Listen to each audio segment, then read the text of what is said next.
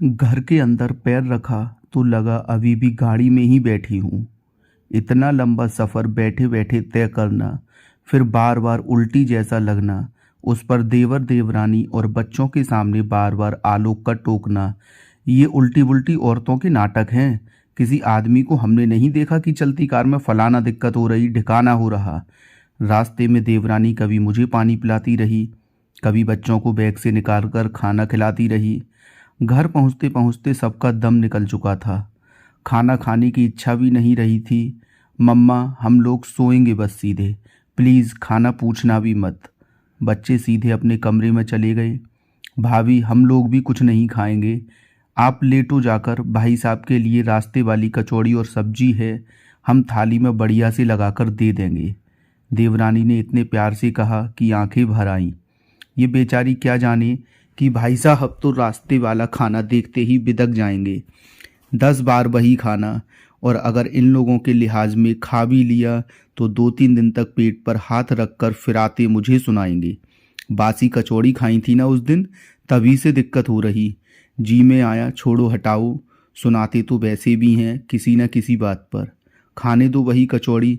लेकिन अंदर की अन्नपूर्णा देवी बाहर आकर मुझे उकसाती ही चली जा रही थी। 2 आलू काट लो, 1 मुट्ठी मटर डालकर छौंक दो, एक तरफ दाल रख दो, 4 रोटी का आटा गूंथ लो, बस लग जाएगी ताज़ी थाली। मैंने घर का जायजा लिया। आलोक देवर देवरानी को घर दिखाते हुए पूरे रौब में थे। अपने को थीम से बाहर कुछ चलता ही नहीं। बदलता है तो सब बदलता है। सोफ़ा बदला तो हमने कहा हटाओ साले को पुरानी सेंटर टेबल, वो भी मैचिंग की आएगी। वो दोनों थके हुए उबासी लेते मेहमान बहुत बढ़िया, बहुत सुंदर लग रहा है कहते जा रहे थे। ना उधर आलोक की आत्ममुग्धता रुक रही थी, न इधर मेरे हाथ। गैस के तीनों चूल्हे आंच धधकाते मेरा पूरा सहयोग कर रहे थे। भाभी दिन भर यही सब संभालती होंगी, तभी इतना चमक रहा है। देवर की बात सुनकर रोटी बेलते मेरे हाथ थोड़े और तेज चलने लगे। तब तक आलोक की आवाज़ आई, घर भी संभालती हैं, अपनी किस्मत पर इतराती भी हैं। हर किसी के भाग्य में ऐसा घर नहीं होता। वो बात अलग है कि इस बात के लिए एहसान कभी नहीं मानती।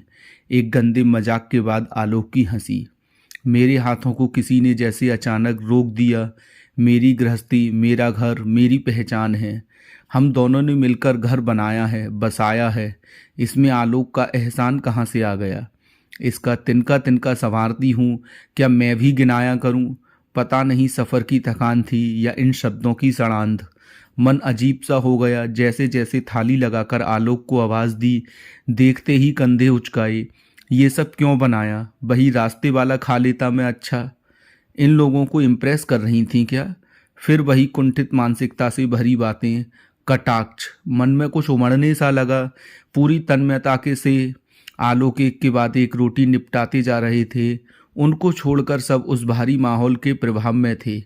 देवर साथ देने के लिए एक रोटी जबरन खाने लगा था और देवरानी किचन साफ करने में लग गई थीं। भाभी इतना अच्छा खाना बनाती हैं, तभी भैया बाहर का खाना मन से नहीं खाते।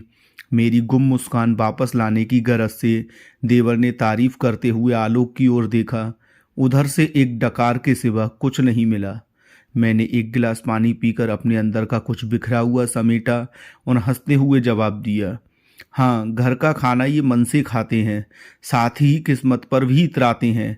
हर किसी की किस्मत में थोड़ी होता है भले ही बीवी बीमार हो, लेकिन थाली पसंद की मिले। आलोक ने मुझे अजीब ढंग से घूरा।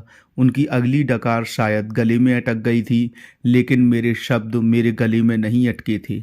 मैंने बात पूरी की। हाँ, वो बात अलग है कि इस बात का कभी वो एहसान नहीं मानते। धन्यवाद दोस्तों इस कहानी को पूरा सुनने के लिए। अगर आपको यह कहानी पसंद आई हो तो इस कहानी को लाइक करिए, चैनल को सब्सक्राइब करिए और ज़्यादा से ज़्यादा शेयर करिए। धन्यवाद।